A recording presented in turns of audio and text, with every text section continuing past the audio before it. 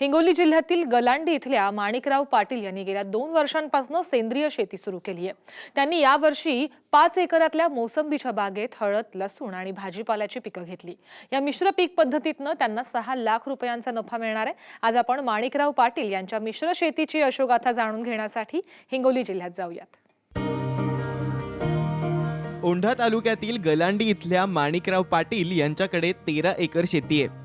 2004 साली त्यांनी 5 एकरात मोसंबीची लागवड केली होती।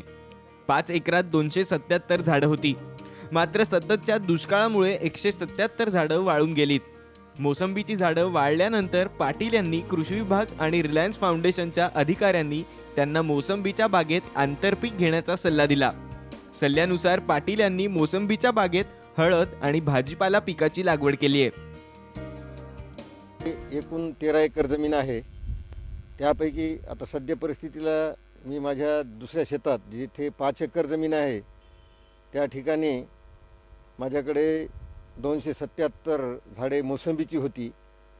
मागच्या 3 वर्षाच्या दुष्काळामध्ये त्यातली जवळपास 177 झाडं ही पाण्याअभावी वाळून गेली। आता 100 जी झाडे आहेत ती चांगलं उत्पादन त्या ठिकाणी मला ह्या ठिकाणी मिळालेलं आहे। जवळपास 1,68,000ला ते मी विक्री केलेलं आहे। आता जे काही शेतीमध्ये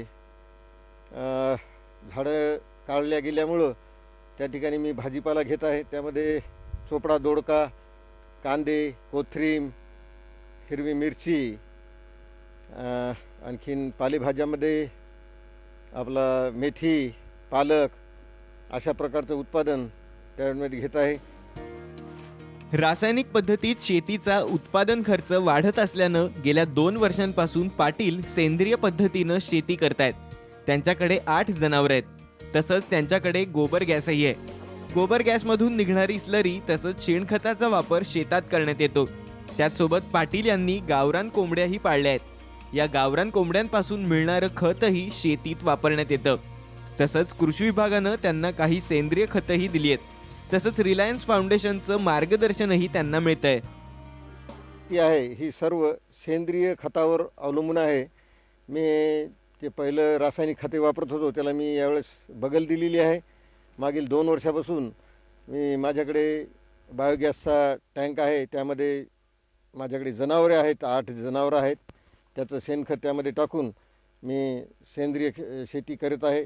तसेच रिलायन्स फाउंडेशनकडून जे काही मार्गदर्शन मला रेडिओवरून आणि त्यांनी जे माझ्याकडे नंबर्स दिलेले आहेत मोबाईलचे त्यावरून मी वेळोवेळी त्यांचा सल्ला देखील रिलायन्स फाउंडेशनचा मी घेत असतो। त्याप्रमाणे कृषी विभाग देखील आमच्या इथे गोळेगाव या ठिकाणी आहे, त्यांचंसुद्धा मार्गदर्शन घेतो। आतापर्यंत माझे सर्व पिकं हे सगळं सेंद्रिय खतावरच आहेत। गलांडी या छोट्याशा गावामध्ये आम्ही भरपूर कार्यक्रम राबवले। व्हिडिओ कॉन्फरन्स झालं, ऑडिओ कॉन्फरन्स झालं आणि त्याच माध्यमातून हे जे शेतकरी आहे, पाटील शेतकरी, हे आमचं वेळोवेळी मार्गदर्शन घेतात।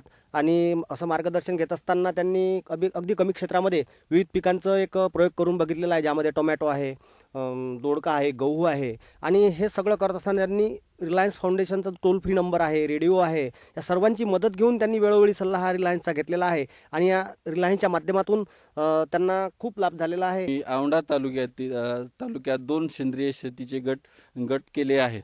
एक आहे औंढा तालुका आणि दुसरा आहे शिरड शहापूर।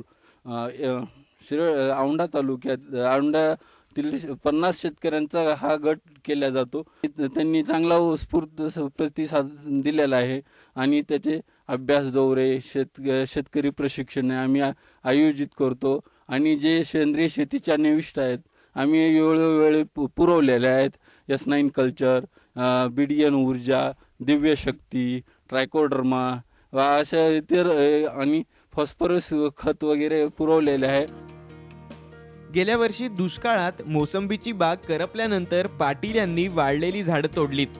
बागेतील मोकळ्या जागेत त्यांनी सोयाबीन, कांदा, हळद, लसूण, मिरची, मेथी, पालक आणि गव्हाची लागवड केली आहे।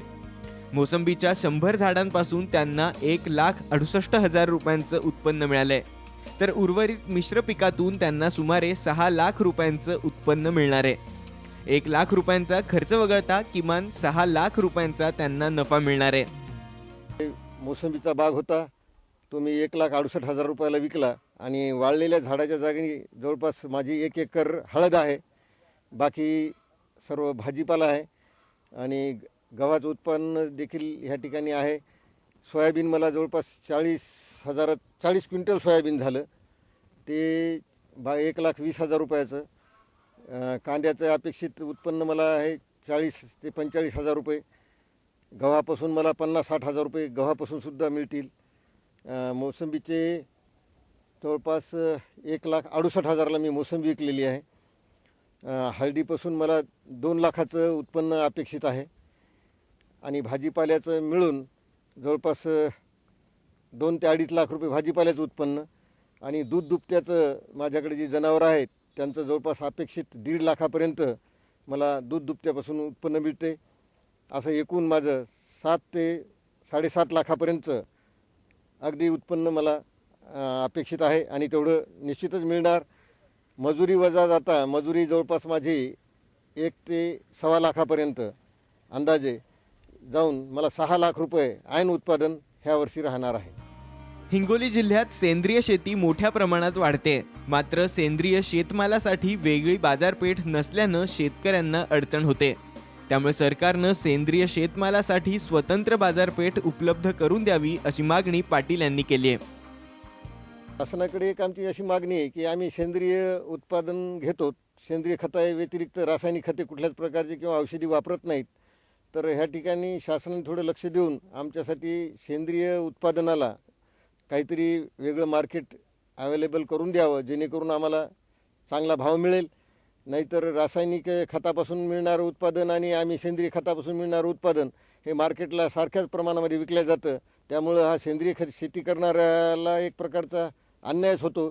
म्हणून सेंद्रिय खतासाठी शासनानं वेगळी मार्केट निर्माण करावं. माणिकराव पाटील यांना शेतीच्या कामात त्यांच्या कुटुंबातील सदस्यांचीही मदत मिळते. सेंद्रिय शेतीमुळे उत्पादन खर्चात बचत झाल्यानं घरातील सदस्य समाधानी आहेत. तसंच सेंद्रिय शेतीमुळे आरोग्यही चांगलं राहत असल्याचं त्यांचे कुटुंबीय सांगतात. आपल्या कृषी विभागाने काही खते दिलेली आहेत, ते खतं मिळून आणि हे सेंद्रिय खतं मिळून आम्ही टोटल या माळव्याला गव्हाला कोणतं बी उत्पन्न असो त्याला वापरतो. त्याच्यामुळं आमचा भरपूर फायदा. आम्ही पहिले रासायनिक खते वापरत होतो, त्याच्यापासून बी फायदा होत होता, पण आता याच्यापासून जरा जास्ती फायदा होते. त्याच्याकडं कोंबड्या बी आहेत, गावरानी कोंबड्या आहेत, त्याचं आम्ही खत जमा करतो आणि या सेंद्रिय खतामध्ये 1 क्विंटल समजा आपलं एका बॅगमध्ये 1 किलो आम्ही ते कोंबड्याचं खत टाकतो. त्याच्यापासून इतका भरपूर उपयोग होतो लगे की पीक असे वाऱ्यावर डोलतात, असं हे फायदा होतो त्याचा. सेंद्रिय खताचा आम्हाला खूप फायदा आहे त्याचा. आमच्या मुलाबाळांना पण बिमारी नाही, त्याच्यामुळं काही नाही, घरचंच खत आहे आमचं. सेंद्रिय खत वापरतो, ते भाजीपाला खूप चांगला राहते, त्यानं बिमारी उचमळत नाही. आम्ही घरी पण खातो आणि दुसऱ्याला पण विकतो. प्रत्येकाने असंच करावं, सेंद्रिय खत वापरावं, आपल्या शेतात गोबर गॅस बनवावं आणि त्याचं सेंद्रिय खत हे करून आपल्या भाजीपाल्याला वापरावं. वाढत चाललेल्या उत्पादन खर्चामुळे शेती व्यवसाय संकटात आलाय. हीच गोष्ट लक्षात घेऊन माणिकराव पाटील 2 वर्षांपूर्वीच सेंद्रिय शेतीकडे वळले. त्यामुळे शेतीच्या उत्पादन खर्चात मोठी बचत होऊन शेती फायदेशीर होते. गजानन भोयर, साम टीव्ही, हिंगोली.